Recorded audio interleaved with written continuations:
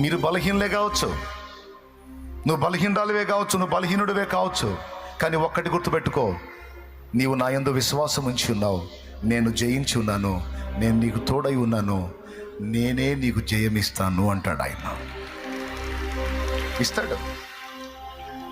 జయ సూచన, జయ సంకేతం ఖర్జూరపు మట్టలు. మీరు 4 సువార్తల్లో చూడొచ్చు.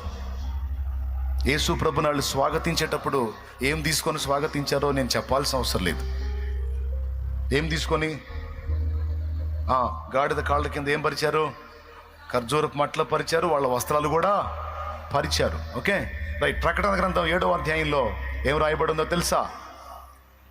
ప్రకటన గ్రంథం 7వ అధ్యాయంలో పరలోకంలో కూడా ఈ ఖర్జూర మట్టలు కనపడుతున్నాయి. అది వింత. చూడండి కావాలంటే 7వ అధ్యాయం 9వ వచనం. జీవవృక్ష ఫలం చెట్టు తర్వాత, జీవవృక్ష ఫలం చెట్టు, జీవవృక్షం తర్వాత పరలోకంలో కనపడ్డది ఖర్జూరపు చెట్టు. ఇది వింతైన విషయం. ఇంకో చెట్టును కూర్చున్న ప్రస్తావన లేదు. కావాలంటే చూడండి ప్రకటన గ్రంథము 7వ అధ్యాయము 9వ వచనం ఆఖరి లైన్. వారు తెల్లని వస్త్రములు ధరించుకున్న వారై ఖర్జూరపు మట్టలు చేత పట్టుకొని సింహాసనం ఎదుటను గొర్రెపిల్ల ఎదుటను నిలువబడి సింహాసనాసీనుడైన మా దేవునికిని గొర్రెపిల్లకును మా రక్షణకై స్తోత్రమని మహాశబ్దముతో ఎలుగెత్తి చెప్పిరి. దేవునికి స్తోత్రం కలుగును గాక. ఎంత ఆశ్చర్యకరమైన విషయం అండి. సింహాసనాసీనుడైన వానికిని గొర్రెపిల్లకును మా రక్షణకై స్తోత్రమని ఈ జయించిన వాళ్ళు, జయ జీవితాన్ని పొంది సింహాసనం ముందుకు వెళ్ళినటువంటి వీళ్ళు, ఎవడునో లెక్కింపజాలని గొప్ప సమూహము, ప్రతి జనములో నుండి, ఆయా భాషలో మాట్లాడు వారిలో నుండి, ప్రతి వంశములో నుండి ఎవడునో లెక్కింపజాలని గొప్ప సమూహము, వాళ్ళ చేతులందరి చేతుల్లో ఖర్జూరపు మట్టలు ఉన్నాయట. దేనికి గుర్తుగా వాళ్ళు పట్టుకున్నారు? జయ సంకేతమునకు, జయ సూచనగా వాళ్ళు ఖర్జూరపు మట్టలు పట్టుకున్నారు. దేవునికి మహిమ కలుగును గాక. మనము కూడా జయించు వారముగా, జయ సంకేతముగా, జయ సూచనగా మనం నిలవాలి.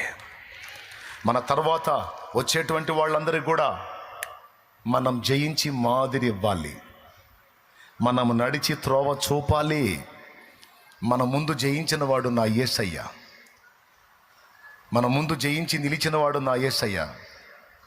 ఆయన వెనువెంట పరిశుద్ధులమైన మనం కూడా జయ జీవితాన్ని అనుభవిస్తూ మన తర్వాత వచ్చే వాళ్ళందరికీ మనం జయ సంకేతాలుగా, జయ సూచనలుగా నిలవాలి అని చూపిస్తున్నాడు. నా ముందున్నటువంటి దైవజనులు నాకు జయ సంకేతాలే.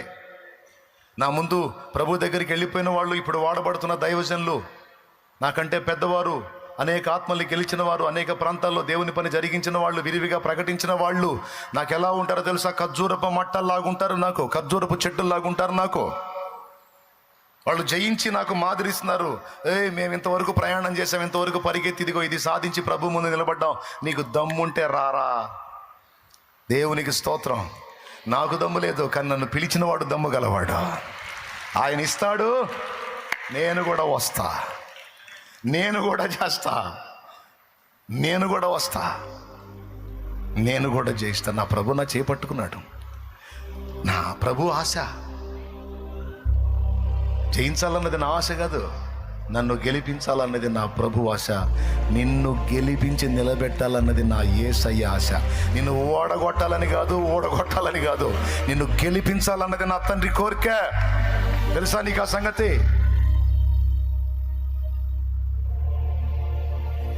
జయించిన నీవు నా పక్షమై ఉండగా, జయమిచ్చు నీవు నన్ను నడుపుచుండగా, జయమే నాశ, అది ఏ నీ కాంక్ష, నీకే నా స్తోత్రార్పణలు. నా యేసయ్యా నీ దివ్య ప్రేమలో నా జీవితం పరిమళించెనే. నా యేసయ్యా నీ దివ్య ప్రేమలో నా జీవితం పరిమళించెనే. నా జీవితం జీవితం పరిమళించెనే. హల్లెలూయా. ఖర్జూరపు చెట్టు యేసయ్యను సూచిస్తుంది. వినండి బాగా, ఖర్జూరపు చెట్టు మనల్ని సూచిస్తుంది. ఖర్జూరపు చెట్టు సంఘాన్ని కూడా సూచిస్తుంది. ఖర్జూరపు చెట్టు వేళ్ళు ఎప్పుడన్నా చూసారా? వేళ్ళు, తాడి చెట్టు వేళ్ళు కానీ,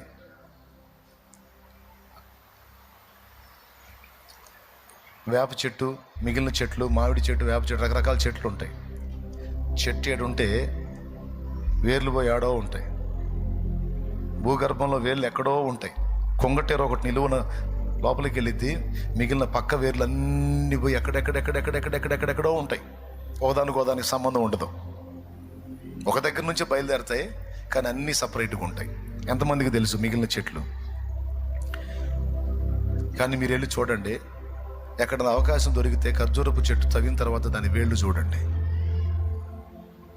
ఎట్లుంటాయి తెలుసా? దాని వేళ్ళు అన్నీ సన్నగా వచ్చి ఒకదాంతో ఒకటి పెనేసుకొని ఉంటాయి. తాడి చెట్టు వేళ్ళు లాగానే ఉంటాయి.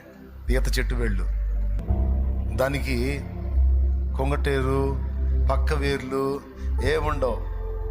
మొత్తం ఒకదానికోటికి. అది ఏం సూచిస్తుందంటే సంఘాన్ని సూచిస్తుంది. సంఘం యొక్క ఐక్యతను సూచిస్తుంది. దేవునికి స్తోత్రం కలుగును గాక. కుటుంబాలకు సూచిస్తుంది. క్రైస్తవ కుటుంబాలకు సూచిస్తుంది. ఒకళ్ళకొకళ్ళు సంబంధాలు లేని బతుకులు బతకూడదు. కలిసి ప్రార్థించటం, కలిసి మాట్లాడుకోవటం. ఇక చూడండి, కొబ్బరి చెట్టు వేళ్ళు, తాడి చెట్టు వేళ్ళు, ఈత చెట్టు వేళ్ళు, ఖర్జూరపు చెట్టు వేళ్ళు దాదాపు అలానే ఉంటాయి. ఇక్కడ చెట్టు ఉంటే ఎక్కడికో పోయి ముసుగులో వేరు పోయి ఎక్కడెక్కడో గడ్డి తిందో. ఎక్కడ చెట్టు ఉంటుందో దాని కింద అలాగా చాలా వేళ్ళు వస్తాయి. అన్నీ ఒకదానికొకటి పెన వేసుకొని ఆ మట్టిని అలా పట్టుకొని ఉంటాయి. అది ఐక్యతను సూచిస్తుంది. ఏ సంఘం అయితే ఏకమై పరిచర్య విషయంలోనూ, ప్రార్థన విషయంలోనూ దైవజనుడితో కలిసి ఏకీభవించి ఐక్యతతో ప్రవర్తిస్తారో ఆ సంఘాల అభివృద్ధిని ఎవ్వడు ఆపజాలడు.